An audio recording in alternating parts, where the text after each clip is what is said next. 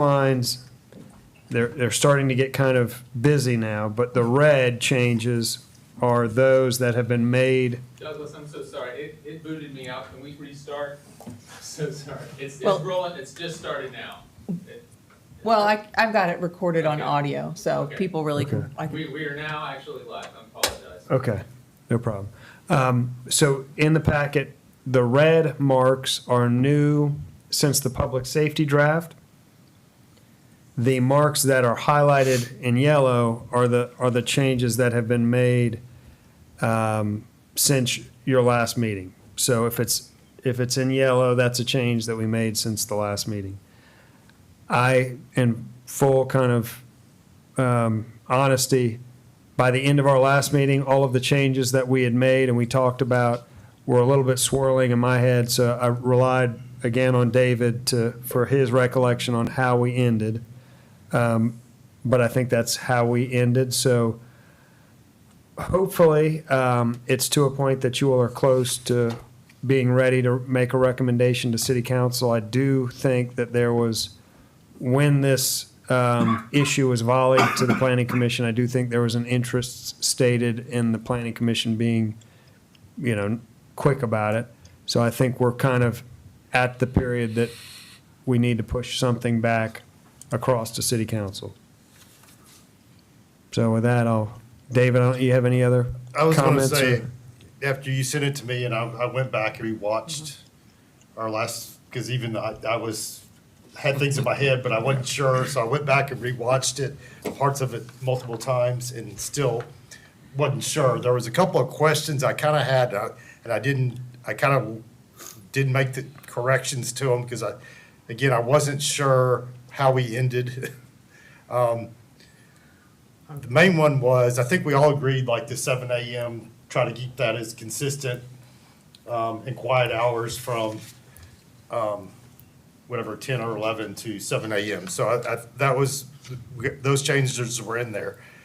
I went back and we were kind of going back and forth, and it was paragraph C1 and 2, where we had the 70 dB for residential, 75, and we had taken out the other section that we had in there about specific to music, which was at 70 for both zones.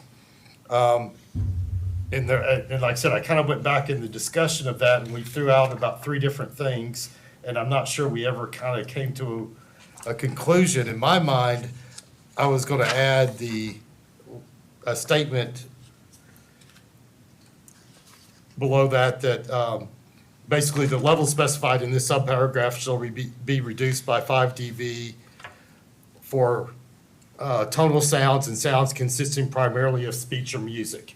And that was kind of how to incorporate that paragraph we deleted and bring the level from 75 down to 70 for music and raucous behavior, I think was the term was used. But I wasn't sure, because we were kind of in the discussion, that kind of hit me as that's the way to solve it, but I'm not sure we ever agreed on it. So that was the only question I really had or one of the only questions I had outstanding. Say that again. So in the earlier version, we had this section, then we had a section about the daytime music, and set the level at 70 dB for daytime music and behavior. And we decided that was kind of confusing, and also we were trying to consolidate them and get rid of the other paragraph, which we did get rid of the other paragraph. What I wasn't sure about was if we wanted to pull that 70 that was for the music into this section. During the meeting, my thought was, because I had seen this before, is generally when they have they set levels or whatever, general levels, then you'll see this statement added to the bottom that the levels specified in this paragraph shall be reduced by 5 dB for sounds consisting of primarily of speech or music. So to say, basically you're penalized because music and speech can kind of carry above background noise. So that would be And that would be paragraph 5, I guess, if you added it in there. on page 5. Yeah. So that So, was, Marty- I didn't put it in there because my thought was when I left the meeting that we were gonna add that, but then when I went back and started reviewing it, I realized we kind of had this whole discussion for probably 30 minutes. Was it that long? Or probably longer. I was watching it 1.5 times speed. So just to kind of get us all regrounded on last month and for Marty's benefit, to recap on last month, the initial ordinance had basically a decibel rating for commercial and a decibel rating for residential, and that was kind of it. In David's draft, he added a section which was based on, I think, a lot of the research that he had done, and he gave basically a daytime presentation of why you would do this. He added a raucous and amplified sound nighttime section. The theory being that the general level would govern things like just your AC running, kind of routine type stuff, and then you would have a separate section that dealt with specifically nighttime music and like loud and raucous behavior. It had different times, it was a different section.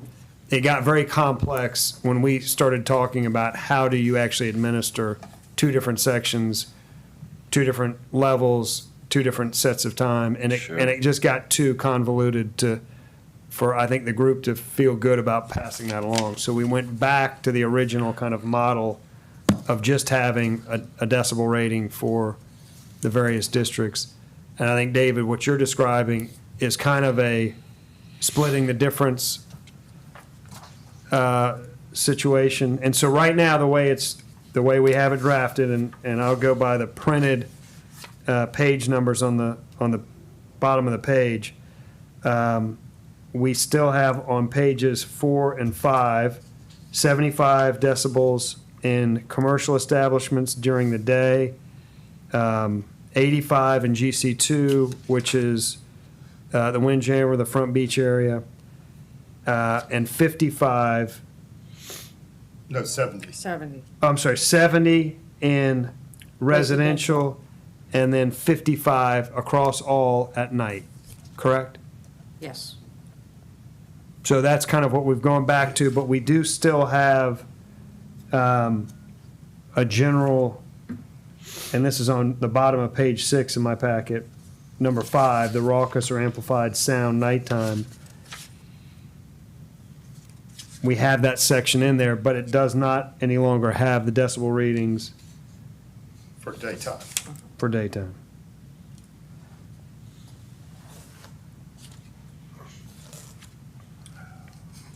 And David, you were just commenting about considering adding on page 5 a number 5. Right. And would you state that again? The levels specified in this subparagraph shall be reduced by 5 dB for sounds consistent primarily of speech or music.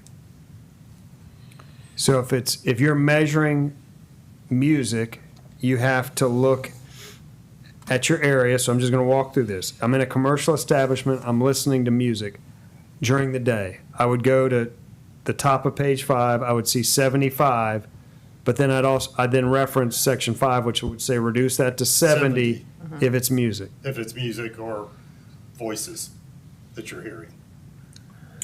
And so that takes into account our rain measurements and our Right. air conditioning conversations. Okay, I don't have a problem with that, honestly. I mean, looking at the noise monitoring that's been done. Yep.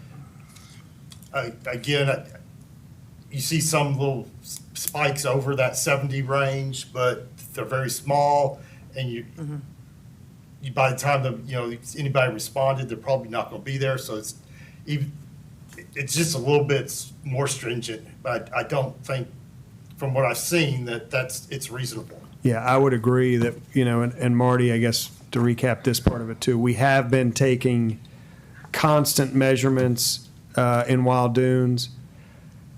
And those measurements are showing very infrequently, do we ever get to 75? And almost, it's pretty rare. I mean, from my perspective, looking at those ranges, if the limit was set at 70, that's not going to interfere with their day-to-day operations. They may have to tweak to keep it there to be there, but from my perspective, that should be a reasonable level. But again, there we're talking about a point of reference for one particular. Yeah, that's the one we've been measuring, and we kind of have the most, I guess, information back on when it's considered disruptive to the, What about the distance factor on those measurements? Are they being taken at the edge of the property, or are they? Yeah. yeah, Okay. we're taking them at the edge of the property. I mean, the 70 dB would be like basically people shouting at your fence line to get to 70. If they're 10 feet away, it's going to be quite a bit less. So again, we were trying to count, my example is kids playing in the pool. We're not trying to say something's wrong with that. It's more when you turn the music up over the kids playing in the pool. To drown out the kids playing in the pool, that you get into these kind of. I can't decide if it's good or not. So, David, the only, I guess, a question for you. I feel like 85, so I feel like there's a sensitivity to the Front Beach commercial area. I feel like 85 was chosen based on measurements taken around the Windjammer during an event. I mean, So would your language be lowering that, would lower that from 85 to 80? And I guess I would wonder if that's not a potential. oh, I thought we had changed that to. Gotta look at it now. Sorry.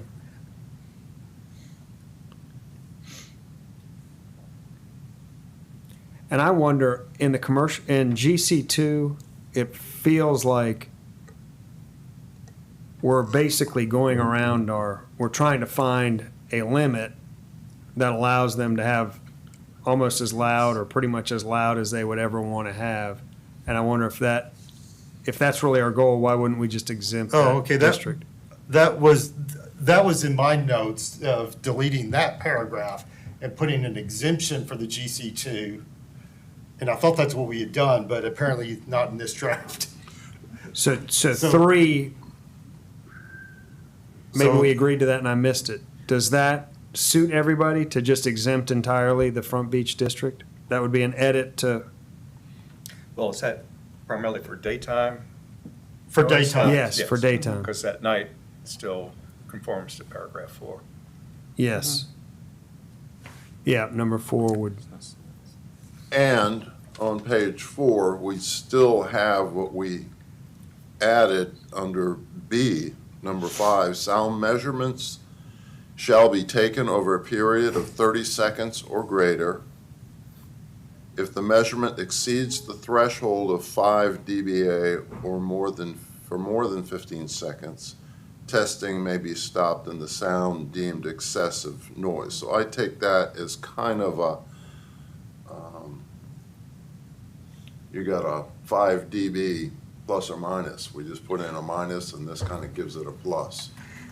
Well, where that comes from, Sandy, Alex, it was more of, it says 70 and he's reading 80, he doesn't need to stand there for full 30 seconds. Right. That even if they shut the sound off after 15 seconds, the average is still gonna be above 70. 70. So that's all that was It just intended to do, was to. Doesn't make them take a measurement for 30 seconds if it's Yeah, excessive. it just, if it's. So I don't think that can be taken as a 5 Yeah. decibel kind of latitude. Okay, I read that as a buffer, so. Yeah, I'm no, out that- there- it was I'm out really there a- reading an 85, and I hit a 90 for 14 seconds. Then, I do think that is also, No, I mean, so the am meter not does a ticketing running you. average, so when you start, it'll start doing a running average. And after 15 seconds of the 30 seconds, if the average is 75, where the requirement's 70, they could shut off the sound and it will still be above 70 by the end of the 30 seconds. So it's really mainly just so the officer doesn't have to stand there and wait for something that's obvious. Yeah, that That was the intent there. And it- the averaging, that thing of not picking up spikes is covered in the definitions of equivalent Of how they're doing continuous the sound reading. level. That would say, Okay. if it's just a quick spike, you don't look at the level of the spike. Yeah, the point would be it's a consistent irritant. Yeah. So is everybody good with daytime exemption of GC2? So we're gonna change We're going to delete page 5, number 3. delete it. I wouldn't move to delete it, I exemption. would state No, I think- that you're exempting Yeah, GC2. yeah, we're gonna rewrite 3 to specifically say GC2 is exempt during those hours. Well, I mean, format-wise, Oh. you put it under the exemptions, because we list exemptions. You could do it that way too, yeah. And if you want to do it that way, you can exempt them for part of the time. So like noon to 10 PM or whatever, that's another question. Since we're doing it as an exemption. So you're gonna write up number 5 as, GC2 is exempted from this, but all other areas are subject to. We'll get legal. I think Yeah. David's suggestion is put it under, on page 7, the exceptions. Okay. Yeah, So you would say. delete it and then add it to page 7 as GC2 during the Is daytime exempt hours. from is exempt. paragraph C2 during the hours of. Wait noon a to minute, whatever. what, I'm sorry, what paragraph and what page are we on? I'm trying to follow along here, I'm trying, We've generally been talking about page 5, printed page 5 on the bottom, which I'm not sure what page of the packet that is. What page of the PDF? I'm on 5 printed, I'm good. What number of the, Number 3, C3? yes, C3, we're gonna, Okay. that's the section that deals with the Windjammer and the GC2 district. We're gonna, instead of making their decibel rating 85, Got it. we're gonna exempt them, but then we're gonna add, under 4, we're gonna add a paragraph 5 that says the decibels above are reduced by 5% for music and talking, right? David? Spoken So- word, yeah. And spoken word. Correct? Correct. You following that, Yep. Marty? Yeah, well, so for number 2, the commercial, for commercial establishments and the 75 Yep. dB limitation, what is that applicable to again? So that would be any commercial use, so that would be Outside of GC2? outside of GC2. Is that, is that inferred from a combo of 2 and 3, or do we need to be explicit with that?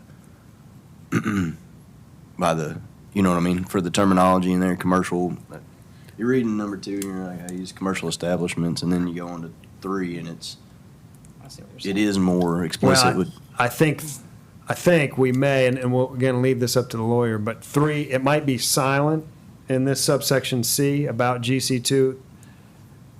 We might put the GC2 exemption on page 7 of the printed, which is all the exceptions. all right, I think that's what was throwing me off. Yeah. Yeah. So on All page right, well, 7, you have a You list. follow, you picking up what I'm putting down, though, like, that's, Yeah. okay. So it's kind of like the, Yeah. doing yard work after hours for a residence. The thing says you can't create noise over 75. Then you go back to the exemption, it says, except for doing maintenance on your own property. Right. And they'll say, it'll be similar for GC2, we'll say, there's a 75 dB our limit, except for GC2 area, which can go to 85 again. And that, to me, you can change the hours from noon to 10 PM or whatever. I'm just making sure we're putting it in the right spot and Yeah. sequence so that there's no, So you Yeah. don't, it doesn't open us up for Right. debate. so you don't want to say GC1? You just want to? Not say GC1. commercial. GC1, I mean, GC1 is this area, Right. that area, Sandy's office, But you Harris just wanna- Teeter. Everything commercial other than the front beach strip. No, I understand that. I didn't know if you wanted to just specify for commercial establishments, GC1. Isn't that what you were saying, Marty? I don't know. I think so, maybe. I was I just, know you're going to exempt it further beyond paragraph 5. I didn't know if you wanted to put in here for commercial establishments, parentheses, GC1.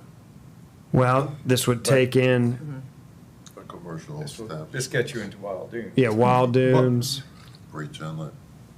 Breach Inlet, the Okay. marina. Well, marina's GC1. Okay. So there's other commercial Right. spots Yeah, beyond yeah, GC but 1, 2, one. 3, Right. limit LCC and. Yeah, GC. Yeah, and I don't have all GC3, that which is clear. houses down here. Right. Okay. So I get it now. And actually, so that's a good point. I hadn't thought about that. We are not, other than the exemption for GC2, we are not going by zoning district. So when you think of GC3, which is the cul-de-sac next to the, that's the block of the Acme, those homes, they are residential establishments. They're in commercial districts, but they're residential. So I hadn't really thought about that, but the 70 would apply to those because they're residential properties. They're not Right. commercial uses. So it's kind of blind to zoning, except for it is more tied to the land use of the property. Which I think, I mean, from my perspective, that's an So- appropriate thing, that you wouldn't be able to have a full band Next to Acme. in your rental unit because, that's on Carolina, because you're a residential use. But right next door, they could. They could. So is there a need to address any businesses that face residentials? I'm just throwing that out there. Like if you're next door, if you're a commercial, right next door, you face a residential property. You can't have a band, but they can. I mean, for example, like, we can take back to Wild Dunes too. You have residents near commercial. How do you, those that butt up against them, how do you address that? So I'll throw this out because. I don't want to muddy the water. No, no, Just- this actually, when we raised the residential up to 70, and again, I kind of, when I go back through our current ordinances and stuff, you know, it says that all these other commercial areas are supposed to be compatible with residential. I would be fine with setting both of them at 75 now that we're putting the 5 dB music and getting rid of one more paragraph and just have basically daytime 70 across the island except for GC2. Or 75, sorry. But would it be daytime 70 and then an additional 5 off for music? So get Right, it so down, music go ahead and make down the to 65? residential one, just bump it up to 75. And then basically we could get rid of. Not, we're not saying go back Yeah, down. I'm saying take the residential, which we've moved up to 70, let's just go ahead and move it to 75. With music and stuff at 70 and apply it island-wide. Certainly simpler. It is simpler. Yeah, I may be shot for bringing that up, but I know, I was sitting there after I read that, I'm thinking, because But- that was our whole kind of thing, try to simplify and make less things for the police, and then it becomes fairly simple. And again, we say these commercial districts other than GC2 are supposed to be compatible with residentials. Most of them have residential homes in them. So trying to figure out whether this is a business or a residence, or argue, just make them all the same. I'll throw that out there. So It is- just thinking out loud, you know, we seem to get 2 complaints. One is a commercial establishment that's deemed to be loud. Used to be, we got it pretty regularly with the Windjammer. We now get it with the Sweetgrass Inn. That's kind of one class of complaints in my mind. The other one is in the middle of the residential district, calling on their neighbor, you know, my neighbor's having a party, it's loud, can you address that? I think that what you're suggesting would allow that second class to be slightly True. louder, right? Yes. But I guess we've also kind of bought into the idea that really, it's really the nighttime hours, and number 4 would still number four would control that, and I think with what you added with reducing that even further by 5, music and voice would have to be down to 50 across the board at quiet hours, correct? Well, yeah, we kind of changed that last week to no, if it's audible, music or Right. voice, Whether during it's quiet audible hours. Or not, period. And got rid of the whole measurement thing. That was one of the changes we made last time. Oh, so that then pivots you to page 6, number 5. Yeah, sorry. It shall be unlawful for any person to create noise or create all that is plainly audible on any adjacent properties. Yeah, that was, So I guess what we're kind of talking about is really kind of ratcheting pretty far down at night. right. And I would say leaving a pretty generous allotment for what can be done during the day, from my personal perspective. Yeah. So kind of 10 at night on the weekdays and 11 at night on the weekends. It's going to be awfully quiet, but until that time, there would be a lot of noise allowed. But it's daytime, it's, I mean, like, when I kind of went through what the 70 dB, you might hear it a half a block to a block away. You would be struggling to hear it from a block away, I think, if that's a level. Because doesn't it drop, what, 6 dBs a block or something? Every time you double the distance. Every time you double So, the distance. So- Unless the wind's blowing. Unless the wind's blowing, right. And then if it's blowing that strong, then you're not gonna hear it over the wind. So, Or it's high humidity like it was this morning. I could hear every single car on the connector. right. wow, I'm a At your mile- house? I'm a mile away. Yeah, wow. It's crazy. I'm all for simplifying. And then we address it if we do the 5 dB for music and voice, I mean- spoken word, however we. So you're kind of ending up at the same, Yeah, 70 was the limit.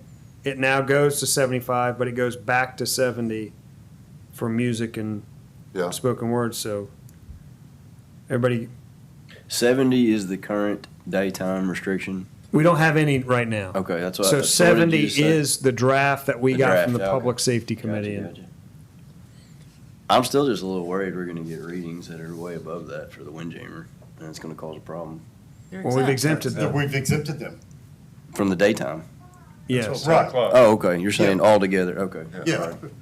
Yeah, So we're still keeping Windjammer them would have exempted. and I don't know that the Windjammer ever does anything past 10 during the week or 11 on the The weekend. curfew seems to be really good and strict, and yeah, everybody's Yeah. good and Right. abides by it, yeah, so that's not a problem, I just, You know, So- and what the windjammer does too is they focus their amplification upon themselves. And I think that's probably the problem with the end is that. Right, their it's projected amplifier is outward. Projecting outward. yep, yep. And I don't know if that's worth adding a paragraph that would require self-amplification to be inwardly focused. I do know that, because we've toured it many times, it's all these kind of 360-degree, Yeah. Things. Speakers, yeah. so there's no, from my perspective, yeah, there's not a focus. So there's no limitation then in the GC2? And During that the daytime. The 5 decibel? That's correct. Daytime, I mean, I think, Well, we're still putting an 85 dB limit, which is at the edge of the property, which, no, I think we've just we just- decided No, to I'm not do saying, that. that's what I want to clarify, yeah, exactly, because I think that We we're have gonna have 75. problems if we do 85 is that. GC2. well, I mean, We were just talking in the about taking exemption, that out. well, in the exemption, depending on how you write it, you could write it as you're exempting that as long as it's below 85. You can still put the 85 in the exemption Till 10 o'clock at night. until 10 o'clock at night. So, the And then issue it's was, we 55. picked 85 based on readings that had actually been taken Yeah. at the Windjammer, so my point was, do we bump it up to 90, knowing that we now have a 5 dB reduction for music that gets you to 85? Or do we just exempt it? But I think you've kind of said, at some point, it's pretty much equal to no limit. I mean, at 90, is that really, Pretty much, once you get to about 90, you're really, it's You're gonna be really hard loud. for them to get above that unless they just put all their speakers directed to the adjacent. So if it's a blanket You're doing exemption with no damage to your maximum, I'm good with it. system. I'm just worried if we try to put a maximum on it at all, regardless of, a grace or whatever. But there's more than one place downtown. There's the Dingy, or the Dingy, and Yeah. the other, the Rum Bar, I believe. So you want them competing, for their patrons to hear the music. So maybe there should be some limit, but, make it, I guess reasonable for them. So do we want to go back then, instead of, I had them going to an exemption, maybe we just put them at 90, knowing that we've just added a 5 decibel reduction? I think the exemption is the way to go for that district, or for that zone. I think we're gonna run into problems if we do it otherwise. I think that we're gonna run into problems that's gonna make a lot of people I think I upset. know how the book ends. Uh-huh. How do the rest of you, 80, 90, or an exemption? We're gonna just go down the row. For GC2 specifically. So I would say, Daytime. I would say the 90 because it gets into if they're putting that much sound level on the property beside them, you start to get into a health concern hazard at that point. Good point. So you guys, I see a head not I'm 90. 90. So we're back to, we're I'm not trying to think of exempting what it, it would take to get you to 90. Yeah, but we're gonna increase it from 90, from knowing that 85 to 90. to we've account built for in a 5 5 dB dB reduction. laws. I hope it doesn't cause issues, but it certainly opens it up to cause issues, and we'll know when it happens. And we'll Yeah. be playing. That's okay. That's what we're here for. All right, I'm taking that now out of the exemptions, putting it back where it was with 90 though. And still adding number 5 for music and voice. Yes, adding number 5 for 5 decibel reduction from those for as music and number voice. 5. And I think we already talked about the other one that I kind of had to go back to and listen was that we basically kind of just said the whole property line, and if you could hear it at your property line. Quiet hours, we all seemed to agree on that. I know it was late in the meeting, that's why. I wanna be sure. Well, the only concern then is that language still too subjective, The plainly audible. The plainly audible's been held up pretty well in court systems that as long as you have a location and the plainly audible term. Again, I think kind of goes back to hopefully somebody's not going to end up in court over all this, but Yeah. it does give the police it makes it easier on them just to be able to, especially late at night, to walk up and go, yeah, I can hear that. They don't have to come onto your property, get you out of bed, to let them into your house or whatever, or your backyard.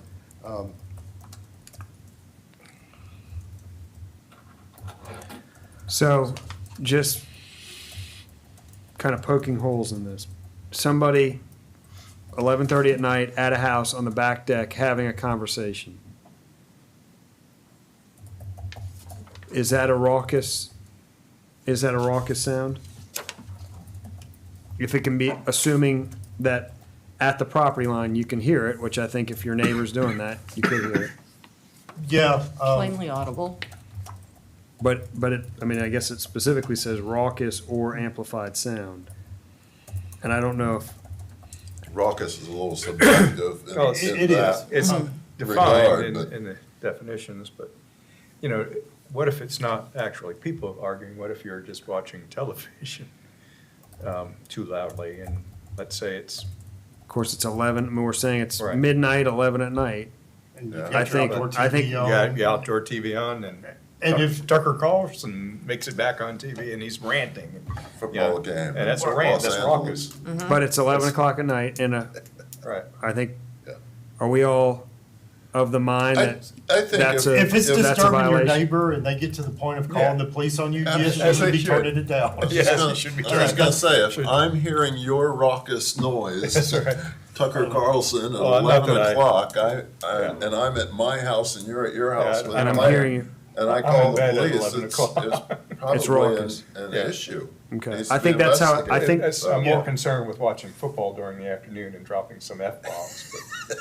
Just do it before Just 11. do it Ron. below Just do it before 70. 11. That's right, do it below Put, 70. put earmuffs on your dogs so you don't ruin They run away when football's on. They go hide. They can't handle it. So everybody's good with all, we're, I think we're close. Anybody want to Yeah, I think it's. I think we should just give it a whirl. make it a Yeah. recommendation? Can I just say one more We, thing? move forward with the, Can I say one more thing? And it's probably just clarification. I apologize that I wasn't here last week or month. On the early end of the daytime hours, why is everybody so comfortable with 7 and 7:30? I saw it both ways in different sections, but I'd be way cooler with 8 o'clock. And I tell you why is because they got these scheduled maintenance landscaping operations that seem to be popping up more and more. People are over manicuring, over fertilizing, destroying the environment, all that stuff. But they also are destroying my cup of coffee on the front porch at 7:45. so the 7:30 is what's in our current ordinance, that's where it came from. Sure. So that's why the 7 o'clock, because we were going back and forth between 10, but 7 o'clock is when you start getting road traffic and all that, and the noise levels just naturally go up at, starting around 7 in the morning. I could argue against that. I don't hear much traffic, but I hear leaf blowers cranking up loud and clear. At 7:30. And the other thing is Yeah, construction. blowers can't go till 7:30. Yeah. Well, yeah, but they do. By golly, they'll be on it. Call and complain. And then 9 on the weekends. On 9 on weekends. For leaf blowers. And I will say from my perspective, you know, and in the building department, that is, we adjusted those hours, I want to say 3-4 years ago. And it probably took a year and a half, 2 years. People kind of build they plan their day around those hours. Contractors have kind of set their schedules. They know them, they adhere to them. By and large, we do get some that don't, but that change took a lot of time and a lot of effort to kind of get through and get implemented successfully. From my perspective, we don't have, I mean, that's not why the issue is in front of us. I mean, it is specifically kind of the nighttime stuff. So I would say if it isn't, in that regard, if that's not really broken too badly, let's live with it, just for the sake of it. It takes a lot of effort to retrain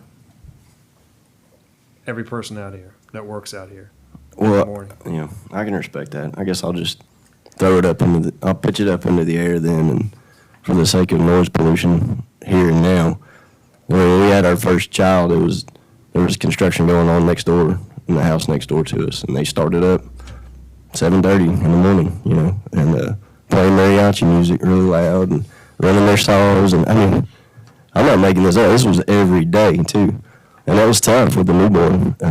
Yeah, we So- do. I've lived through it too, so, yeah. Yeah, It's- we spent some time on kind of construction. We talked about moving the equipment away from the property line. I think David had the experience of like an air compressor outside of his window for 6 months, and it's, So they don't have to hear it inside their building? yeah, put it out by David so they didn't have to hear it. Well, so just chalk it up. It doesn't sound like we're going to change it now, but I'm not going to be around much longer, so I'll speak my piece. That's all. So I move that we move this forward to city council as we have drafted. And just to recap, the two amendments today are increasing C3 from 85 to 90, and then adding a C5 that explains that all of the numbers above need to be reduced by 5 decibels specifically for music. I have spoken word, is that the right? Primarily of speech or music. Or sounds consisting of speech or music. Of, I'll email it to you. Okay, sounds primarily speech or music. And otherwise, it was as presented in your draft. So I hate to say this, I had one other thing. Sorry. Well, I don't have a One more second thing. anyways. All right? Motion, was there a second on that? No. Do we have a second on that? Second, Thank you. Go ahead. Now we could discuss. No. I debated on whether to even address this or not, but adding another exemption under paragraph G. So it's basically stating paragraph C4, which is the nighttime limit, 55, shall not apply to HVAC equipment installed prior to the effective date of this ordinance. I had talked to Sandy a while back about that, and that was basically if we're going to require somebody to have to fix something that's been installed. So that takes care of the evening 55 decibels. Right. When you have a old jalopy of a, Air conditioner that's like maybe 60 dB, you're not Yeah. gonna get, your neighbors can't I- complain. I thought we had put something in here, but, We talked about it, and then I okay. went back through my notes, so that was, So what, I mean, I guess I do read, I would hear that as implying that any other equipment would have to be replaced. right. Is that the intent of the That was wording of the that? intent, we were going Like you have through you have a that, you have a jalopy pool pump, you do have to replace that. or put it on a timer so it doesn't run at night. That was the reason why we didn't include like other equipment. Because you can is control They the, can be controlled easily. You where can put a HVAC, box- you need 24 my hours. well pump, I could put it in a box if I wanted to come on at 6 in the morning. The air conditioner, you really don't have control over. So, yeah, that was the intent. that was intent. Intention. Everybody okay with that?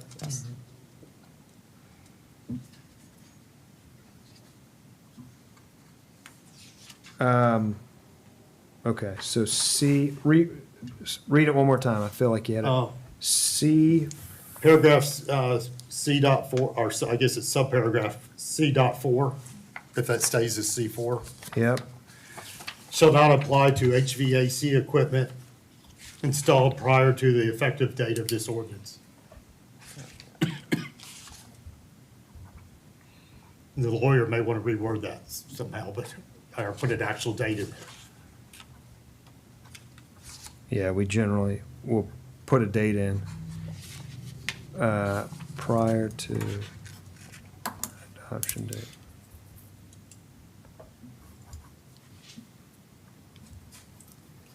All right, so 3 separate modifications.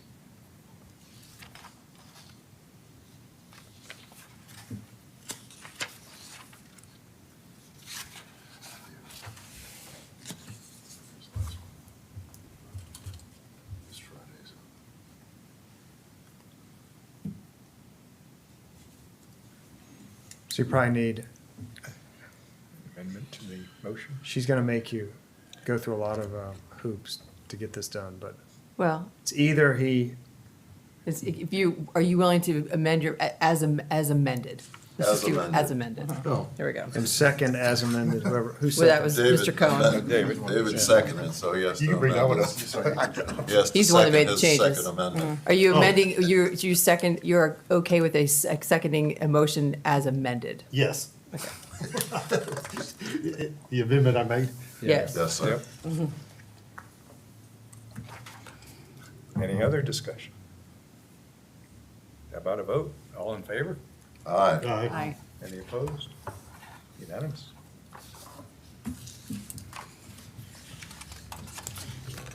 I'll just point out to Doug, he can change it. Yay. Oh, my. Just an overlook. Yeah.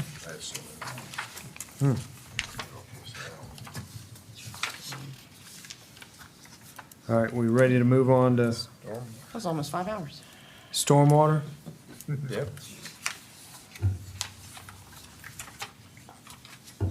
So the next item on your agenda is, and somewhere it's in my packet, a consideration of various stormwater changes that have been recommended by the, oh, I think my page printed wrong.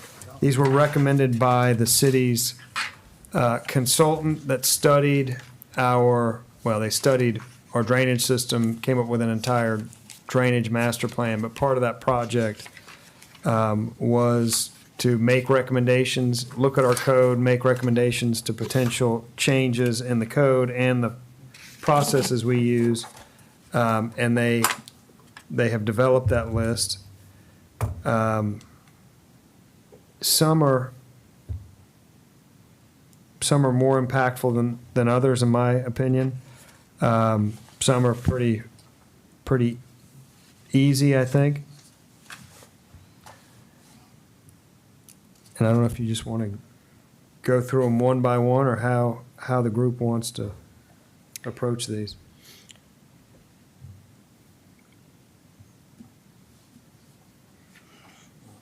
Questions, comments, ideas of, you want to just go one I by should go one? through them one by one. Please. Okay. So let's start. First one on my list. Revise existing ordinance to read, adding, filling, importing of fill, any type, or recontouring of a lot's existing contours. That increases a lot's ground elevation more than 1 foot above the road. And results in, is strictly prohibited unless elevated surface does not exceed 7.4 feet of elevation. So a little bit of background on this. Right now, our code says you can only go to 1 foot above the road. That generally has worked out fine without issue. The problem that we had, and we had a subdivision, Forest Trail, just off of Forest Trail, that had a road elevation that was in the 4s or 5s. So those property owners could only get their house pad up to 5 or 6. And at 5 or 6, you're below, Sea level. you're below a high tide. Yeah. Yeah. That system, I mean, we have addressed that drainage system with tidal valves, but that's just an example of, that's probably not, when we know that sea levels are rising and we're going to be getting inundated more frequently, that probably is a too low limit. So what they've done is modify it to say you can go 1 foot above the road, but this requirement would never hold you to an elevation of less than 7.4. Not exact, I can't recall the exact logic of choosing 7.4 as the magic number. But that's the kind of essence of that recommendation. So as part of our resiliency plan, should we be thinking even higher? With sea level rising, 7.4 is, that's the spring tide, full moon, and a nor'easter blowing. You're gonna hit that All right, so this pretty is, darn But you close. don't want to adversely impact your neighbor as well. I know, but my point is, we're also tasked with this resiliency plan, where, I'm just putting it out there, that's, you're still flooding. well, so just a note on elevations, and this makes Matt and my head spin every kind of few days. Your tide gauge, to relate your tide gauge to the NAVD 88 vertical datum, you have to add 3 to 88. So 7.4 equates, and it's it might be, I think it's close to pi. I think it's like 3.12 or something. So that equates to like a 10.5 tide. Okay. So you're not, at that elevation, you're not in a spring tide. We got a few years there. Yeah, Yeah. yeah, that's, and we have, I mean, we do study the list of high tides, and I think that Hugo would have hit 7.4. Obviously, we know Hugo hit it, and there may be one or two other events that got that in our history, but that's not going to be kind of a normal spring tide. That's gonna be Okay. a severe hurricane, like a Hugo that would hit that. Well, I think we're covered there regardless, because the first part of it hinges it to the road elevation, which would be the controlling element. So if it, I mean, talking holistically about sea level rise and our resiliency program, we're talking about a roadway project at that point, elevating a roadway, and then the lot cover, and the lots are covered relative to the road itself. So this only applies to lots where the road would be below 6.4, That's correct. which is not a lot of areas of the island. That is correct. Yeah, it's a pretty, I think there are parts in Forest Trail. I Yeah. think there are parts in, on Waterway currently. We actually have that we have that path that gets inundated. So there'd be a handful of lots on Waterway. You might have, I think you have that right at Breach Inlet on Palm, and I think you have it Merritt Boulevard around like 4th. 41st Avenue. You do have it in front of the fire station. Yeah, so it would be not a huge number of properties, probably less than 20 or 30, be my guess. But there, it's more than just that cul-de-sac. Yeah. It's a handful. Does that seem kind of about right? Pretty rare that one's that low.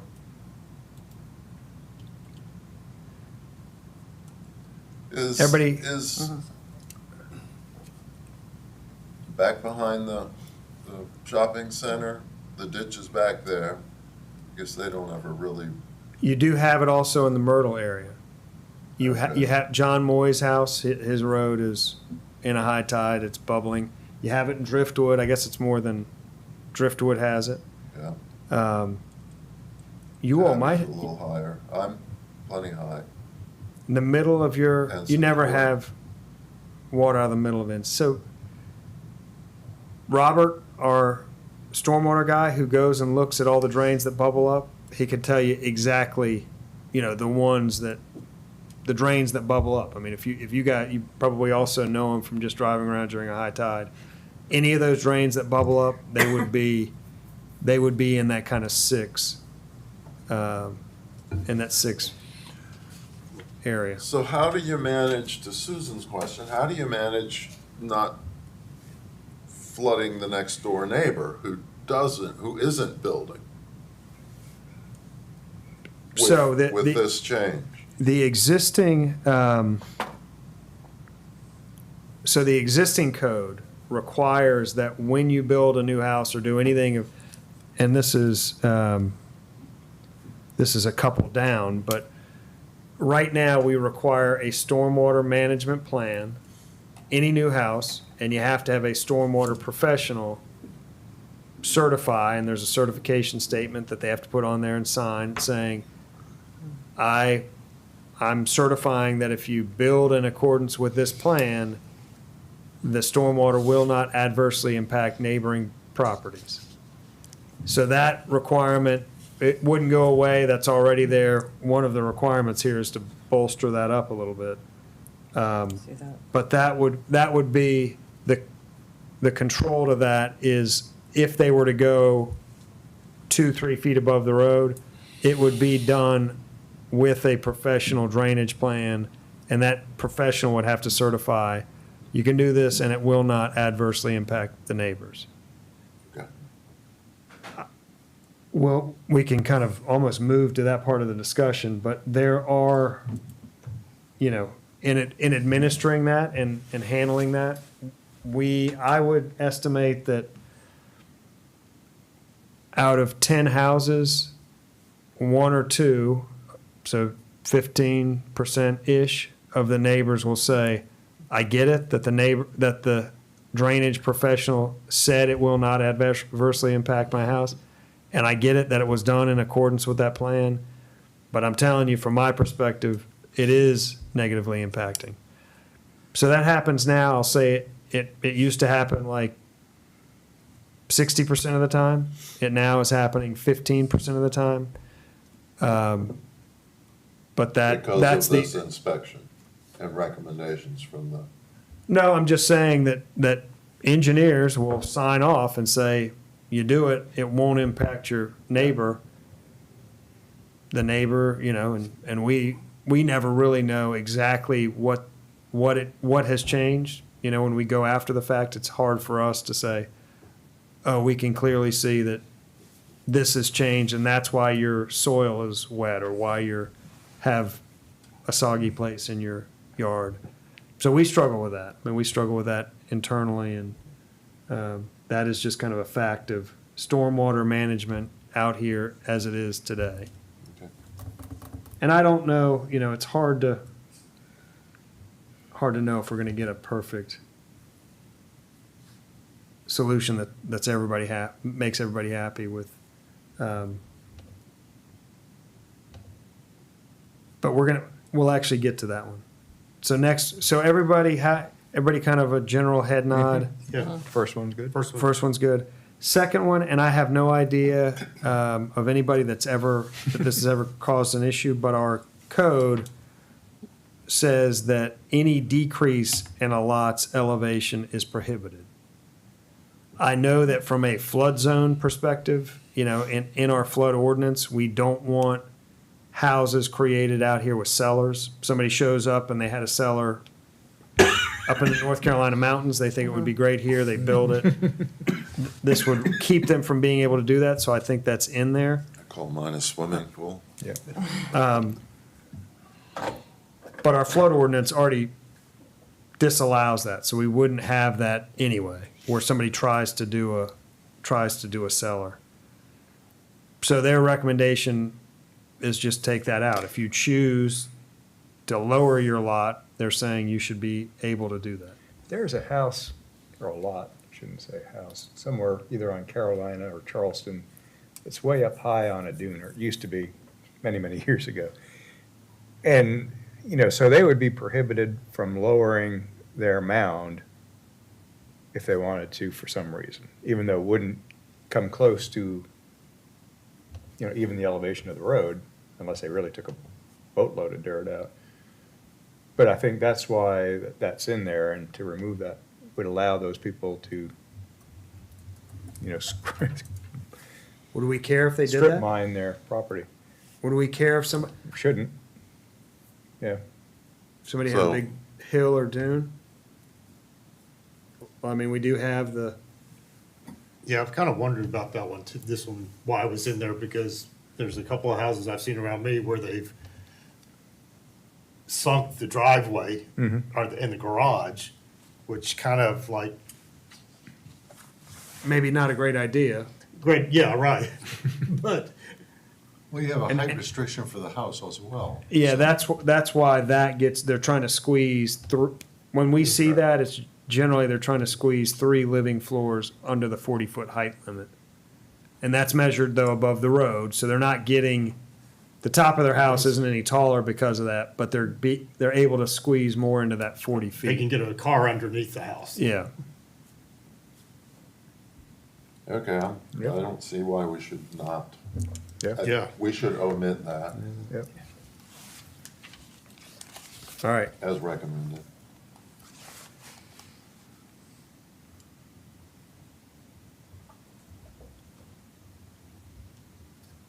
This next one, this is in a section, this is in Donnie's section of the code, dealing with, well, it's actually in the police department's section, dealing with the need to keep property clean.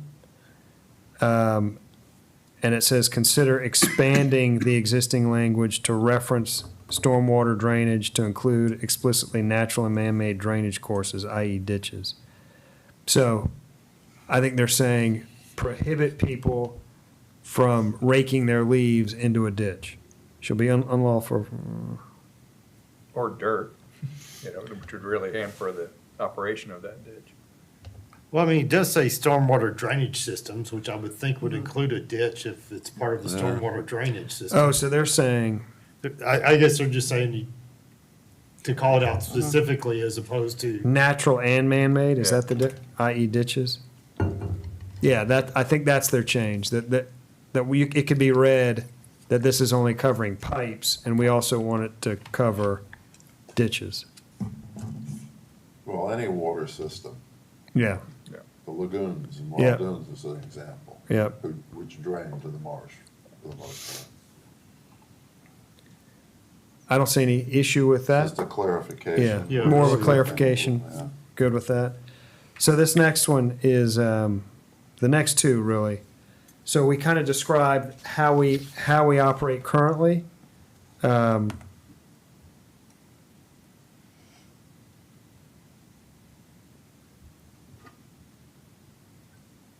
Well, so the first one there is actually in the,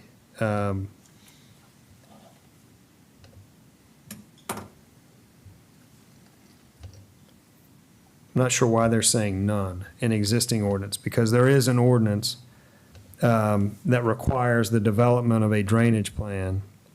I think their point there Is the engineer review aspect. is the engineer review. Currently, that's done, it was done by myself, now it's done by Matt. And we are very much taking the professional stamp as kind of gospel that they are qualified by, under the state law. We're not here to kind of question their calculations or statements. We take it, we kind of accept it as fact. I think they're saying we could get a third party to review that and really scrutinize calculations, do a more thorough kind of Is this gonna be review. something that, as you see something and you have a kind of a eyebrow lift on it, you might bring in a third party, or you're unclear for, I'm not sure when does this happen? I think they're When saying, might it happen? I think they would suggest that it gets done every time. So we hire it out instead of a non-engineer doing that review. And again, we're kind of looking for, in a drainage plan today, they have to show existing topography, proposed topography, can't be any higher than a foot above the road. It has to have a designer stamp, and it has to have their statement. So we look for those things, check, check, check, check. If it has all the checks, we approve it, and they go to work. Okay, I so think this you're would now be- gonna pass a plan on to a third party every time. And I think the idea there would be not only, if it's just checking for the code, we can do that. If it's check, the lines are there, the statement's there, and it's no higher above the road than 1 foot, we can do that. But I think they're implying that a third party actually vets that, yes, truly your neighbor will not be impacted by this. So kind of check their work. So We are not really doing that now. All right, so the instance where this would come in is a complete new build on an empty lot. Yep. Or an addition that involves 650 square feet of impervious. I don't think it's a bad idea, but there's a cost implication here too. So I think that's gonna be part of the discussion. I mean, no offense to you guys, and I don't know what answer you're looking for on this, to be honest with you. You may think it's a good idea or a bad idea, so I'm not going there with it. But I think generally speaking, it's a good idea from an engineer's perspective, but cost considered. My first thought was that it needs to be added in what Marty's addressing at the owner or developers. Yeah, I think that would be our, if we were gonna draft something, we certainly would plan to draft it there. We don't have money set aside for a third-party engineer. And, I- getting the engineers involved, it does make the submittal a little bit more rigorous, because an engineer is going to want to see the calculations of the surface water runoffs that then, what it does is takes out, of course, I've been using a landscape architect registered to do my drainage plans. They're usually not that complicated and can be resolved. I'm sure he probably has run calculations, but I've never seen any. I've never seen the calculations from my structural engineer after the first time 30 years ago. He sent me a whole booklet of all the calculations. He goes, well, this is what you're paying me for. It's great, but you never see those ever again, and we accept those. So it's going to make something that doesn't have to be complicated, complicated. I'm saying it then from the standpoint of a person who, both as a designer and a builder, just see where it could really create an unnecessary hardship. There are certainly some cases where it would be prudent. In new construction, which there isn't a whole lot, but if somebody cleared their lot, that would be an opportune time. There's plenty of time in the planning process to have that research done, that plan created. More so though with a small addition or something that would just probably belabor something that, homeowners expecting, well, I can get a permit in a week, let's get going. Yeah. I want to be done by Christmas. We're talking about grade changes here though, right? We're talking specifically about site work. Doesn't have to be a grade change. Well, that's what this is a drainage master plan. If you add 650 feet to your house, you're doing a drainage. Yeah, that is in the context of the other parts of the code of what triggers the need for a drainage plan. Sure. And changing 600. So it's a rubber stamp in those situations, yeah. So I was going back to Marty's, and I was kind of, the way that was written was a third-party engineer can be hired. First, I thought it should be may be hired, which leaves it up to Matt to decide, does he want a third-party engineer to look at this plan? And even putting that back onto the homeowner may be required, stating that it's up to him to say, I want to see a second opinion before I'll accept your plan. Yeah. I don't- I mean, we've that's definitely kind of, had, we've had those that are easy. It's a 625 square foot pool in the middle of a huge yard that's, you can see it's obvious that it is not going to be adversely impacting anybody. Then you do have those that are not as simple. So can I throw a little history into this? Based on what was going on next to my property. So currently, we have the Charleston County stormwater plan that we follow. And basically, half-acre lots and bigger are required to do a full engineering, provide all the calculations, everything. Anything under a half acre, which is all but about 300 lots on the island, just need a stamp of approval. But that doesn't say they shouldn't have all those calculations, because to me, to make the statement that I'm not increasing runoff, I've got to calculate what it was prior, and so they should have that. If they're just signing off based on, general knowledge, it looks good to me, that's where I think that comes into this, is Matt should be able to question it and say, you provide me all your engineering data, and if he needs to take it to a third party to validate it, that's kind of up to him, but. We definitely treat the Charleston County NPDES compliance as separate from what we do internally, and we may be too siloed in that regard, but from our perspective, it is very much, when you go to the county for your NPDES permit, it is very much is a rubber stamp of, and they're really looking, they're in the pollution, they're not in the water Right. quantity issue, they are in clean water. They don't want the silt running, into the roadway, into their drainage system. So they're very into silt fencing, they're very into rock driveways, they're into what you do with your paintbrushes. Yeah. So they're very much looking at cleaning the water. From my perspective, and maybe this is different when the sites get over an acre, they have no interest in the direction or the quantity of water that's running off. They just want to be sure it's clean. Right. From our perspective, when it comes to quantity and not adversely impacting your neighbor, that is the drainage plan that we require, which is really separate from what the county is looking at. And that's the thing that we gotta get to, where the professional stamps and says, this will not adversely impact a neighbor. So I don't know if that complicates or No, I mean, changes any part of it, but again, looking at the Charleston County, over a half acre lots, basically what, only thing we require additional is the stamps certifying that it won't have an adverse impact. But again, I think to make that statement comes to the fact that somebody has to do the engineering calculations to come up to that statement. And that's what we don't see evidence of. So that goes back to, y'all request that evidence?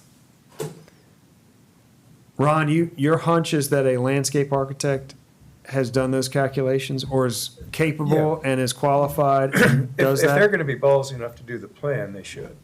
I take it similarly to me as an architect doing framing drawings. I'm very comfortable doing it, been doing it, on my own for 30 years. That was my TA in grad school with structures. And I don't mind, and I provided, when asked, the math on a beam or something, or a condition, usually in the town of Mount Pleasant or somewhere.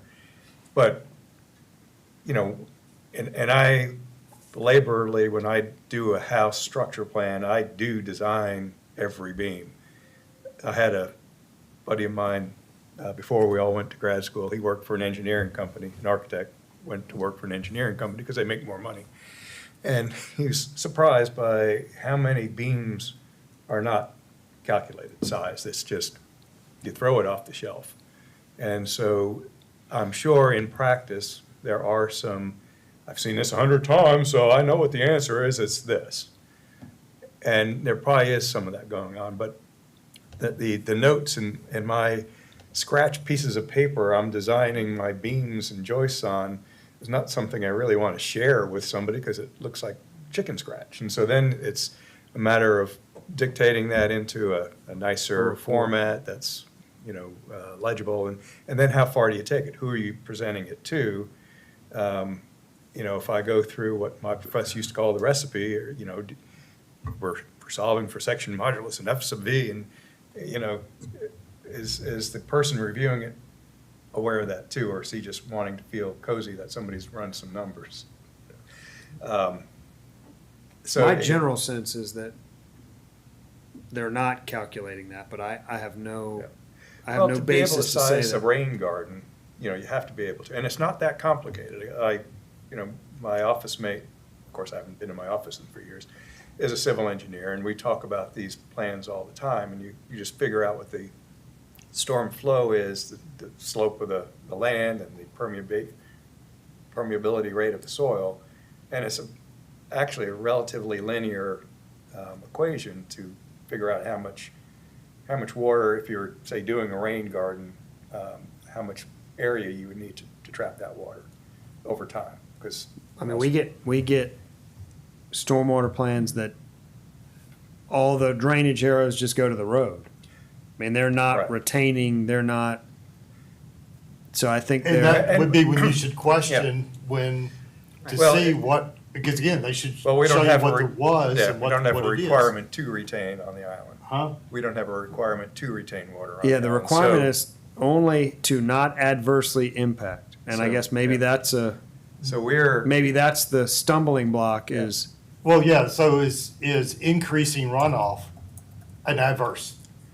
I would say yes. Well, Yes. and so, yeah, I mean, here we are in our profession, and I'm not a civil engineer or landscape architect or even much of Yeah. a dirt guy. I'm a vertical guy. But it's, we're trained to shed the water to the street.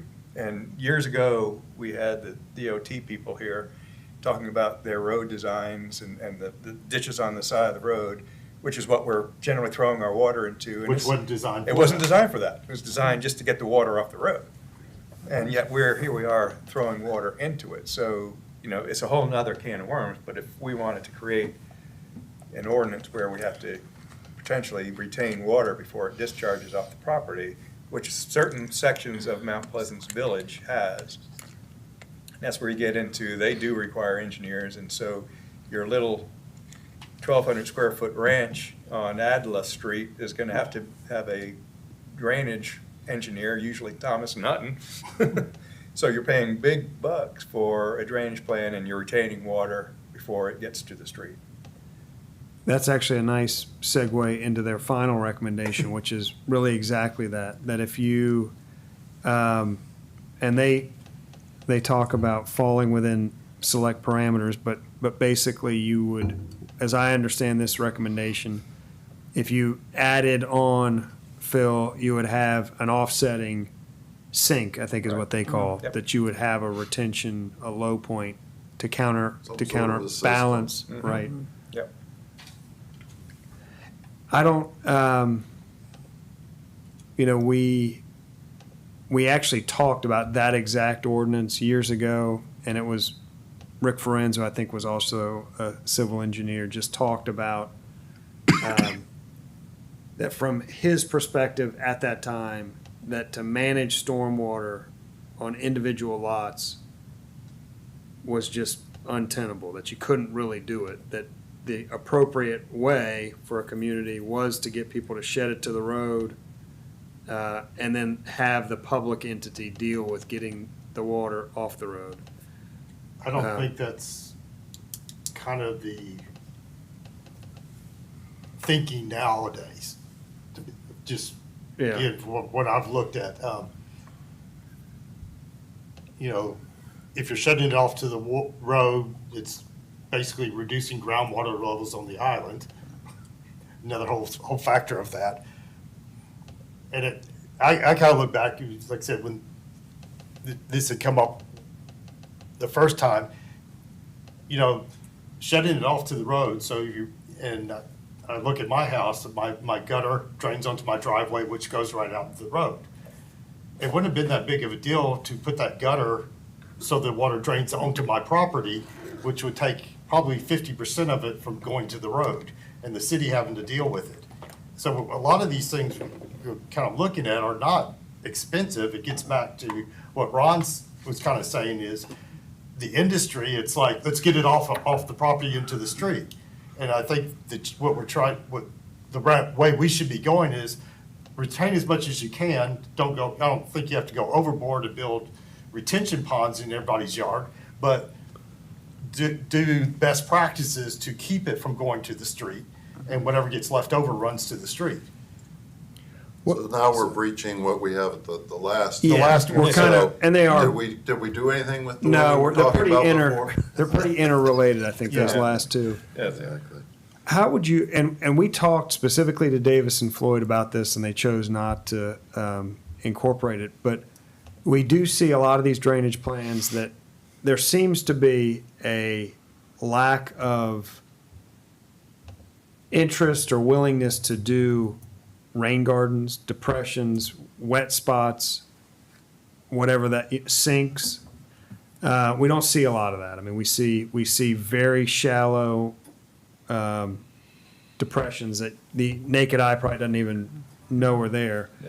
So we don't see a lot of that. We do see a lot of, I think they call them dry wells, where they run, I think that's the most common, where they're running to basically a rock pit.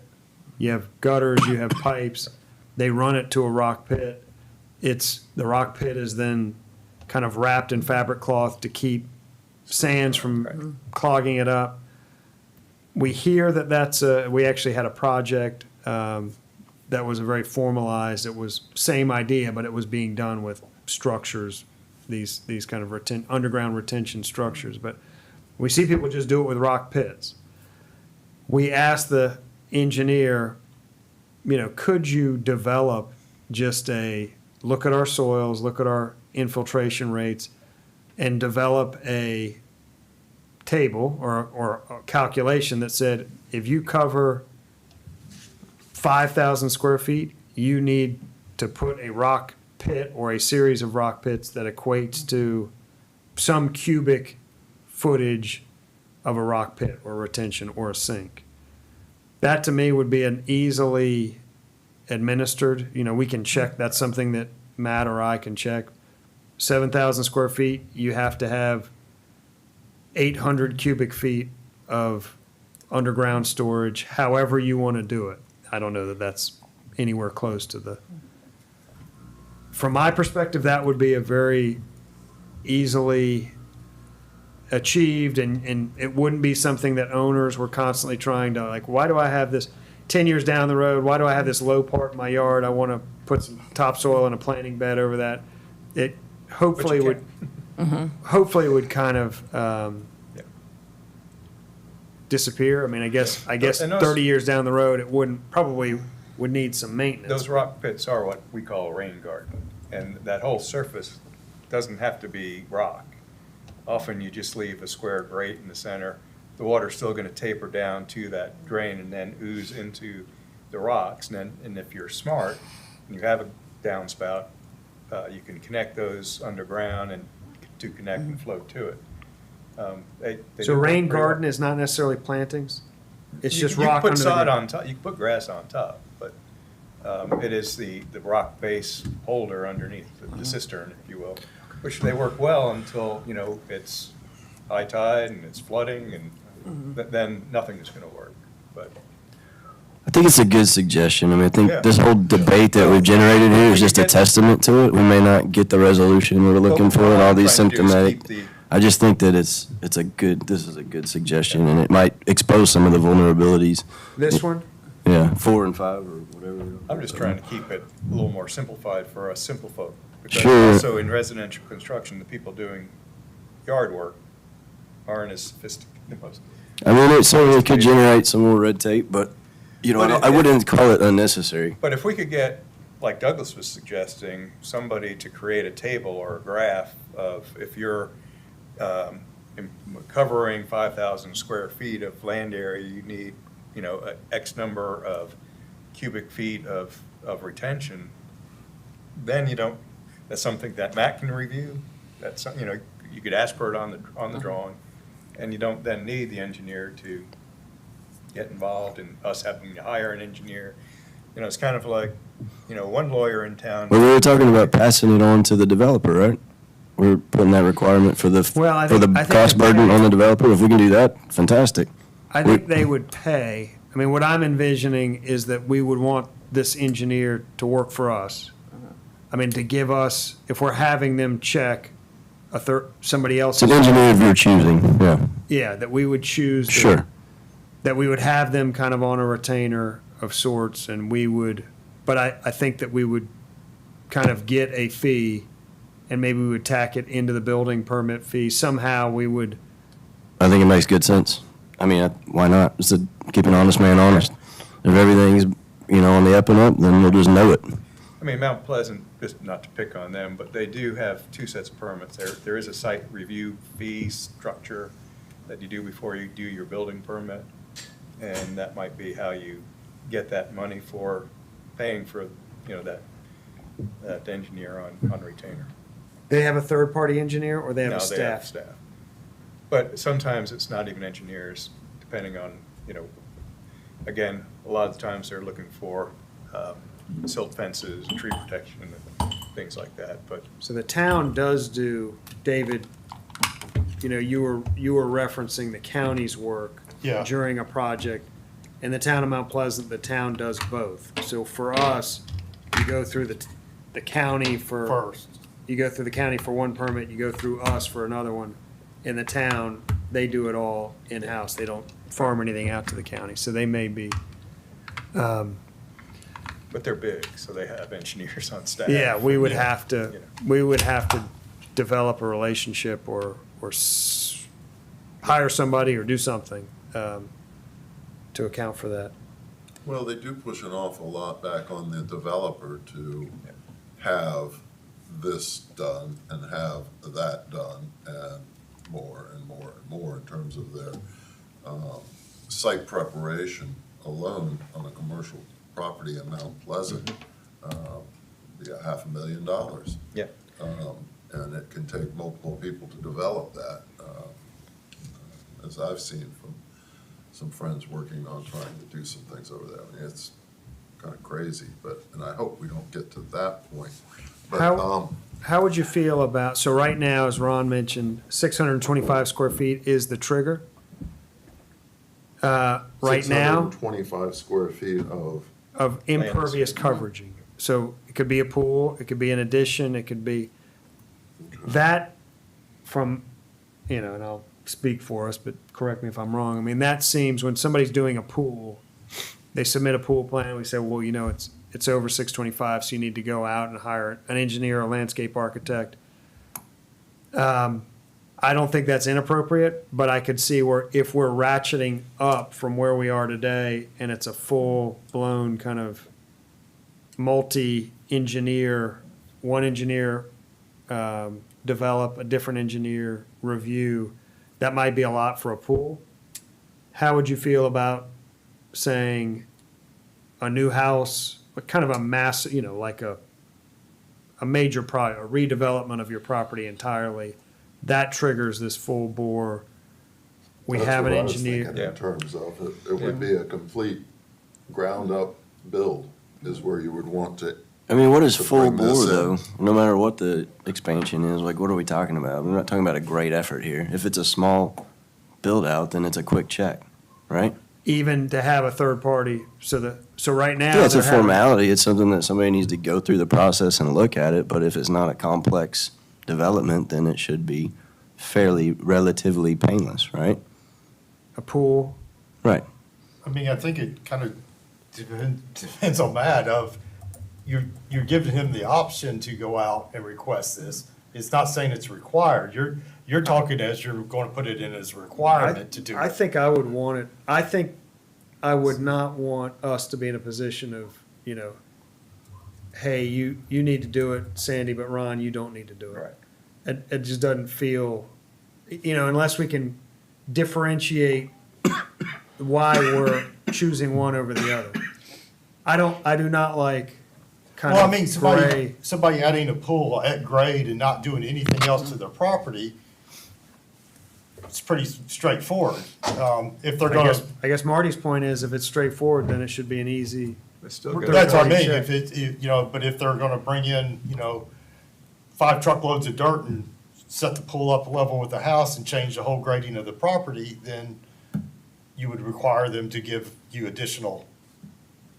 Well, there's more land disturbance with that. Right. My fear is just that $50,000 in-ground pool just tacked on some 5 or 6 grand of engineering fees. yeah, that's what we hear. I mean, that's from the property owners we hear, you know, you're gonna, Sounds like we need some more competition in the engineering market, huh? I do think you engineers are hard to come by for the public. are. I mean, we do hear a lot of, I just can't get anybody to do it. Nobody is willing to do, A $5,000 project. Well, A $5,000 and so project. then you're going to Thomas and Hutton, who will do it, but you'll pay for it. Yeah. You know? I'm not saying I understand all the economics of it. I'm just saying that I think it's a worthwhile, Yeah. I think it's a worthwhile Well, I check and think balance system. It's, as Douglas was getting to too, what's the threshold? You know, what's the impact of a 600 square foot pool or even a small addition relative to the land versus, you know, if it was certainly new construction or modification of 1,500 square feet of disturbance? That then might be the trigger for requiring the full bore engineering. There's a 1,500 square. How big is the lot? How big is the existing Yeah. structure? What are the drainage structures around it? Is there a ditch? Is there another Neighbor's angle? property is You know, elevation, it could so- Yeah. warrant the Should shrewd eye of a 15 to professional. 20% of the property, Yeah. if you're not impacting more than, I don't know That what is it, in the ordinance. Huh? If you recontour more than 20% of the lot, you get to get a drainage plan too. It just comes up very rarely, I think. yeah, it's either impervious Yeah. surfacing or it's the amount you're I think it's recontouring. 20%. All right, I think I'm hearing pretty solid head nods around all of them. I think there's questions kind of about thresholds, maybe with, are those 3 and 4? Or no, those are 4 and 5. Let us take a stab at a draft that would take these from kind of recommendations and put them into our code, and we'll try to come up with some kind of scalable things if you want to increase the threshold to something bigger when you review it, or if you want to delete the threshold or keep it, you know, any project, we'll have that flexibility that you could talk about in a next meeting. But I think that's, we're running it, an hour and a half of meetings, so I think we've done, My only question on that last one was in B, where they recommend going to a stormwater ditch, and because we have ditches on this island that don't lead to anywhere, I would not include that as an option. that literally are just I mean, if it's, okay, you're not saying if it's a poorly maintained, No, I'm talking like some Palm Boulevard, the ditch on Palm Boulevard, right? Which, if somebody redirects their stormwater, it floods and goes into somebody's yard because it doesn't connect to anything. So I think. somebody coming through doing this thinking, I can dump more water into that ditch is not a good solution.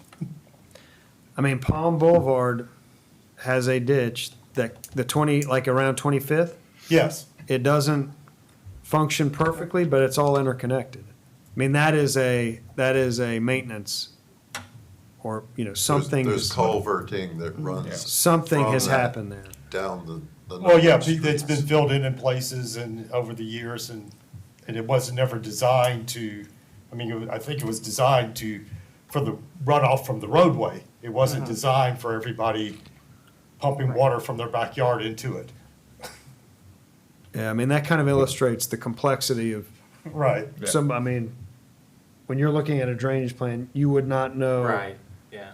the level of capacity of the adjacent ditches. I mean, no, but Robert would, Robert's the one who, Right. but to tell people you can't put it into that ditch, it just gets into, again, kind of shades Well, of gray. again, this should be stuff that the engineer or landscape architect makes a determination of what's the capacity of the existing system.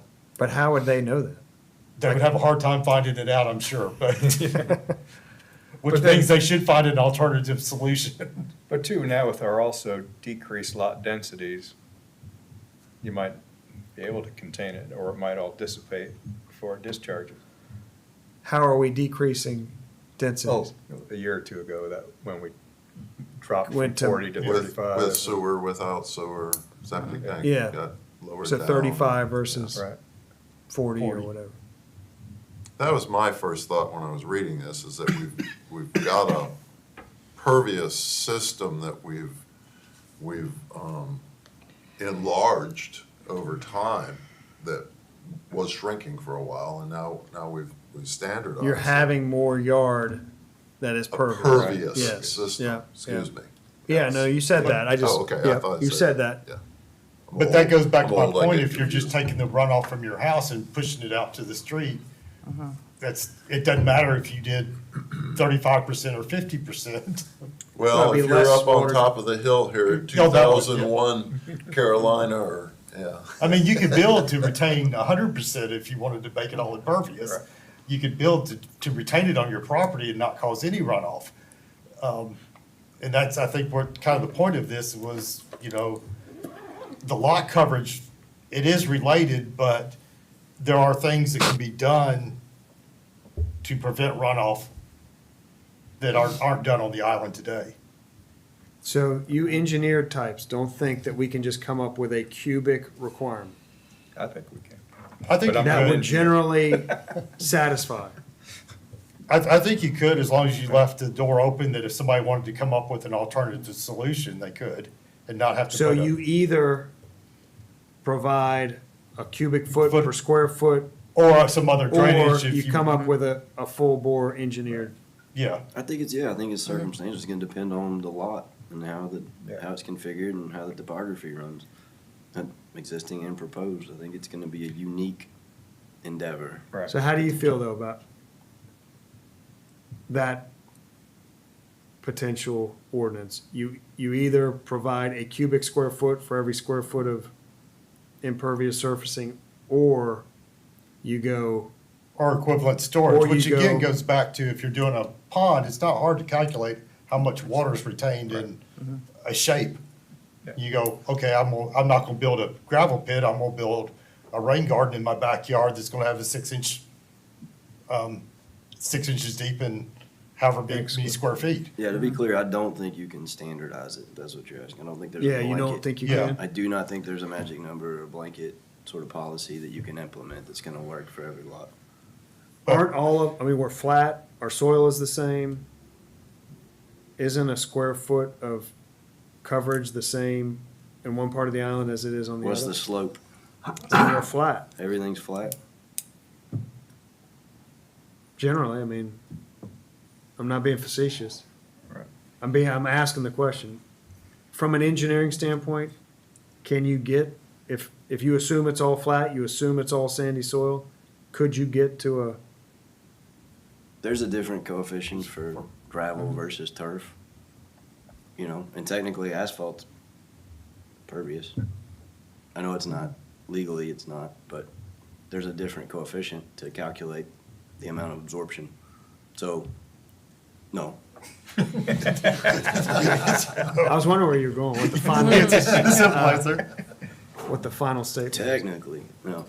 It's not gonna be, it may not be, a humongous difference, but it may be.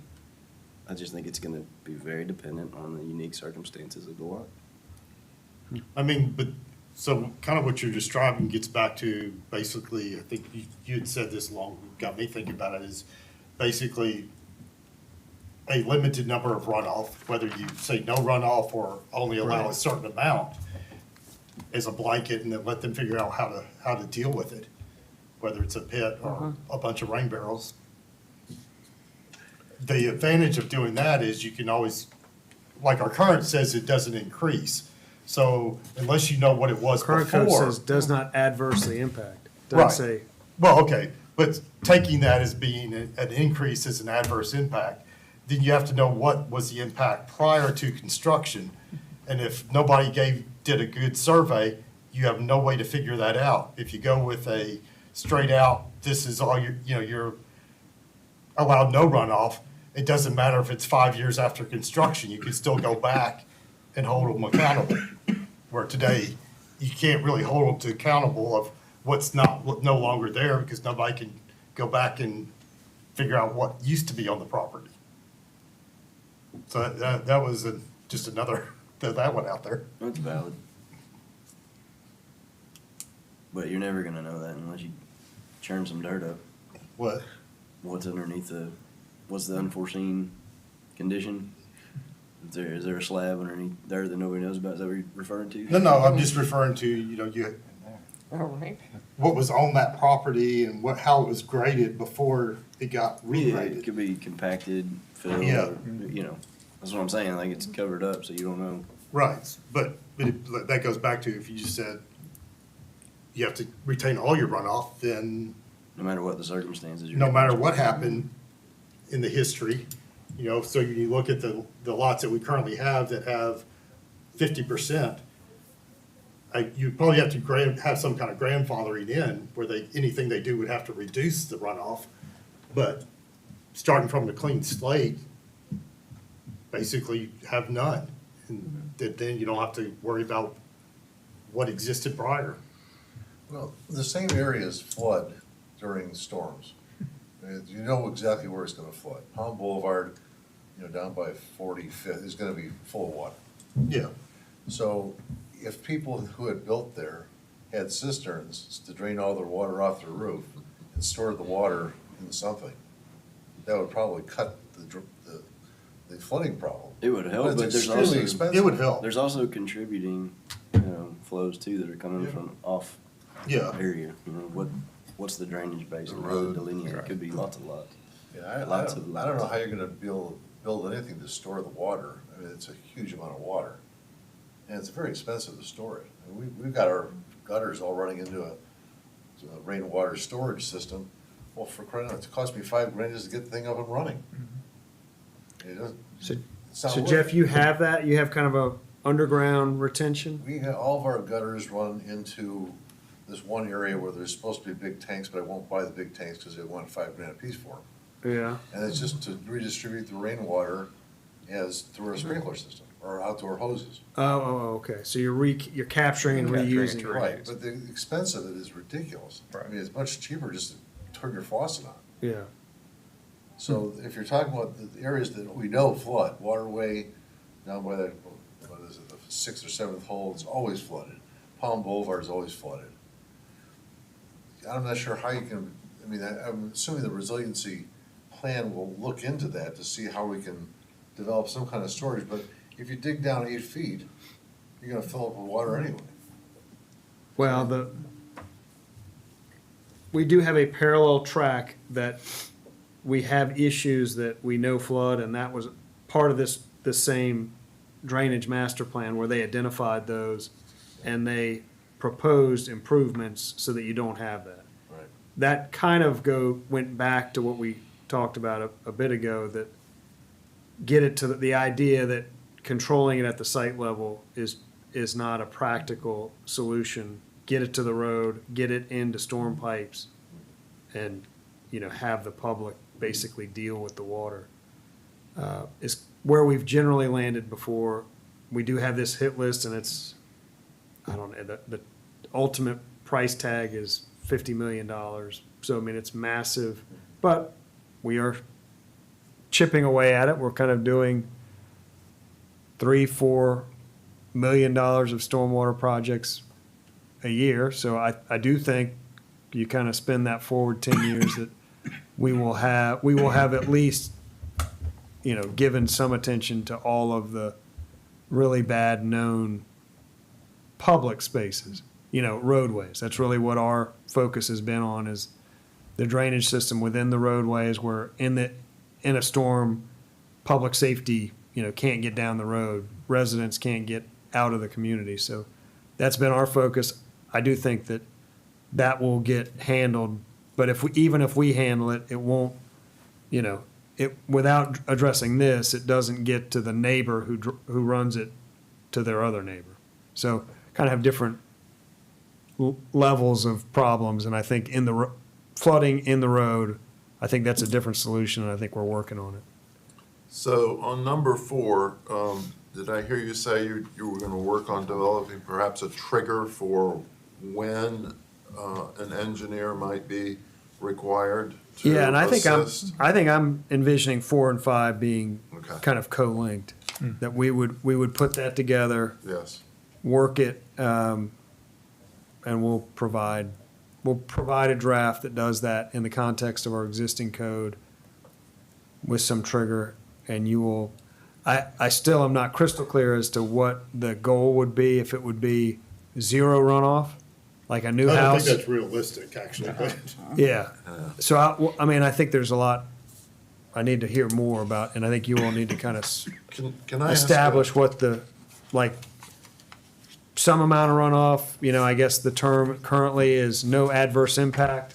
So that would allow some runoff, but not to a level that negatively impacts your neighbor, so maybe we tweak that language to. We brought up swimming pools a couple times. What happens when an interior lot with no access to a ditch, intercoastal marsh, builds a swimming pool? Where do they take their excess water after heavy rains, or they're backwashing their system? Through a fire hose into the to the street. To the street. Yeah, I think Let it I down think to they the put it neighbor's into a yard. rock pit typically. Same place I- when they're Well, do you all surcharging you water to dig require, that pool. do you require that of those systems? No, and we occasionally will get a call, I mean, and it's once a year, where my neighbor is for some reason, we don't get it from like the flush, but we will get it, my neighbor's emptying their pool. And they clearly don't have, but we don't get the call that we're just kind of constantly having. We do get it back, we get concern about water quality back to the county's illicit discharge, that they're putting chlorinated water into ditches. That has the effect of killing the stuff in the ditch, and that's a different problem. So we do have that, though, where people are putting chlorine in our ditches, which we don't like, and the county will come after you for it. I think that's a Saltwater. great point, Sandy. Saltwater pools, we don't have it in the ditches. You don't have issues with it, the county doesn't. County doesn't. So, I mean, again, it gets Gets very nuanced when somebody says they're pumping a pool out. We don't always know if that's a problem or if it's not. Well, you said you've permitted a ton of pools in recent years, right? Yes. So I think this is the sort of issue that's only going to become more prevalent. I think it's maybe something that needs some attention at some point. Not right now, not tonight. I know Well, everybody- stormwater is the higher concern. I think that's the always. Do you happen to have this situation? I live beside a ditch and I'm on the intercoastal waterway, So so it I fit doesn't- two of the exclusions here. Yeah, I didn't know. I mean, it's very rare. We occasionally get that inquiry about, hey, but it's when they're like emptying their pool. Oh, and to David's point, I have pointed all of my downspouts from my gutters into my land. Not into the ditch, but part of my roof still drains off into the ditch on one side. But I have a question about the pools. Pools? Yeah. Okay. Is there a different ratio on because the pool absorbs a lot of water, when it rains. My pool very rarely overflows, even though we have a big rain. So what does happen to your water? It just fills up into the pool and then it'll eventually evaporate at the evaporation. So it rate, goes up. And then it will come back right down. So we have had that question about, and we count that as an impervious surface. We don't think that rainwater goes through it, so we count it as impervious, the So walls. there's no, okay, so it just follows No, that rate. but we have had, we get that question, is it actually working as Because that would more be of a cistern, Right. like a water carrying? Right. So, That would be a little bit different than adding on 625 feet, like an addition to your house. That would be a hard. so we treat it the same, Right. but that's But there's- That's an interesting point. We do hear that kind of point of, I want to do a pool, we'll say, well, it is over your lot coverage limit. And say, well, actually, this is going to be created so that it will hold that water better than like a rock driveway. It's actually better for stormwater. It's never overflowed, but it's gotten close. Yeah.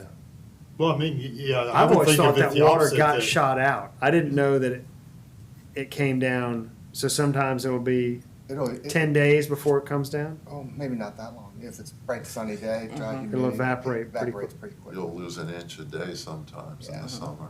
So Huh. there is, Yeah, I Depending always on how thought that big. it was your first situation where it actually gets pumped out. Yeah, so most pools, if you've got like 3 or 4 inch below the lip, any rainwater that hits it's going to stay in the pool. It's not going to run off. So it's almost, they should be treated as A retention. pervious material. I No think the different. problem with the pool is when they're digging the hole for the pool and they're having to pump Yes. the water out of Yeah, it. that That can creates- take days or weeks sometimes. Yeah, that creates a mess. That's a mess. The installers have gotten much better about that. They now actually put we're making a long meeting longer. They put well points in and they charge the groundwater into a different area of groundwater. Right. So they're just shifting the groundwater through pipes. So it keeps that from happening. Or they're running it through filter bags out in the street.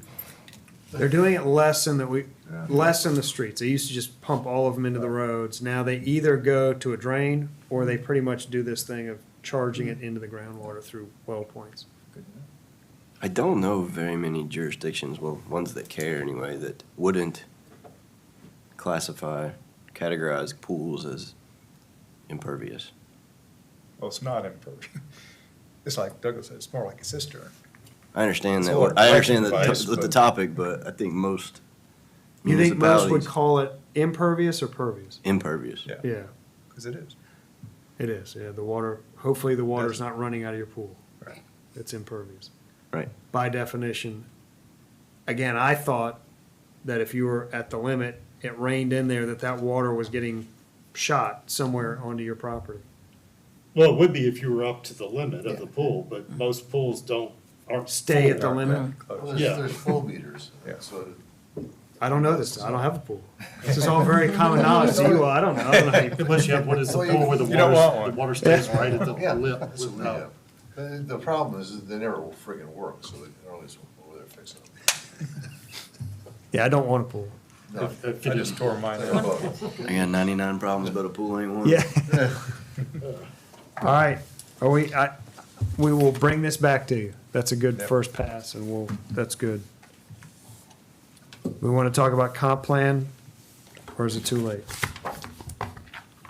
You want to get this off your plate before the end of you may only have one more meeting if you choose to have it. Oh, wow. I didn't think about that.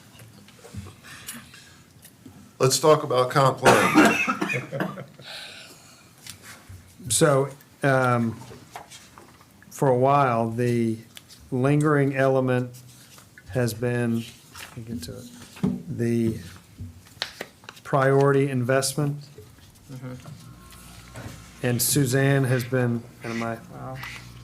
Suzanne has been working diligently with Matt on edits to that section. And Suzanne, I don't know if you want to kind of just give an overview. You should kind of I don't rework. remember. It's been so long. So you basically struck the entire thing and started Started over. over. Is that's what I finally figured out. A lot of it is And then repeated a lot of it. yeah, it was, I think there was an editorial cut and paste that had the effect of Yeah. showing a lot of it being deleted and then, So it was very hard to tie everything to a funding source, especially if you haven't secured the grant. So I think we had discussed back in May to try to list our projects, list the funding sources, list the ones. I think we just decided to go ahead and tie them, not directly to the projects. So just showing funding. I tried it a couple different ways. And let me look at that last draft. And Yeah. Douglas and I did meet, and Matt was there, and we kind of got a plan of how to go about moving forward. yeah, just to remind because it has been a while, the Priority Investment Act, the intent of that is to have a city kind of list all of the things that you want to fund going forward, kind of like a capital improvement plan, and then tie those investments to potential funding sources. They want it to be a central hub of ensuring that cities aren't planning projects that are at odds with each other. So that's really the goal, and that our projects are out there for the public to see, the direction we're planning to spend money towards, and again, kind of tying each to a potential funding source. All And I tying think- back to the comprehensive, or the 10-year capital improvement plan, right? Yeah, yeah, very much, to keep the kind of accountants who might do a capital improvement program talking to long-range planners so that we're all kind of working towards the same goals. I think that, Suzanne, when we talked, we looked at, and it seemed like it was Myrtle Beach's plan had a pretty tidy Right. kind of formatting of these are our projects, these are our funding sources, these are our objectives and goals. And I think that was the kind of model for drafting it, but obviously it was for the formatting, but it was our projects and our identified funding sources. Right. So I think this must be just funding. Or, I'm sorry, this must be formatting. It looks strange.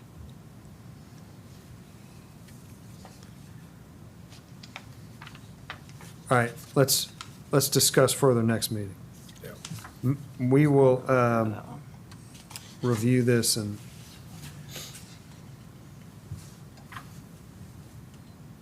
yeah, a lot of this it's showing as all being deleted, but I think it was when it was copied and pasted, which had the effect of, Well, the last Deleting. 5 pages looks like Me. the body of the reconstruction. Yes. for- Right, yeah. I think I revised it. Yeah. We've revised it about 4 times. Yeah. Yep. So let me go back through that.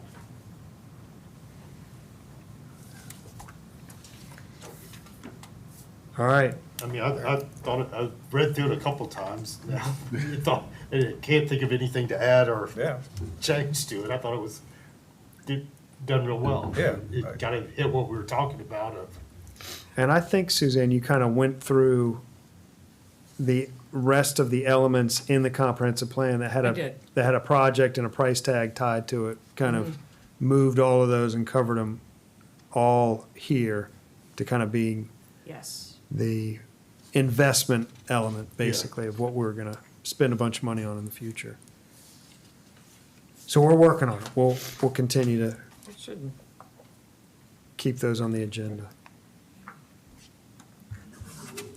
All right, that's 2 hours. You've met long enough. You quit? Any other, Quit. Time to go home. Met and exceeded your fund quotient? Yeah. A motion to adjourn? Second. Second. any debate? Yeah. Off All in record. favor? 6:27. Unanimous. Thank you all. Thank you. Yep. You did, I know the noise ordinance may have Yeah, seemed sorry, I painful, sat but down you, here so I could. No, I get- just you got dealt some- with it much, You gotta have Yeah. three, okay. in hopefully much your fewer meetings than the other committees. Oh, my I God. did want to add the word painful to the minutes, where it said lengthy, and I wanted to add and painful. Strep, Stomach virus. Thank you, John. I try to. Thought provoking. You consolidated it really well into one paragraph. Just the last thing. I did I like the understand. 3 I'm hours. just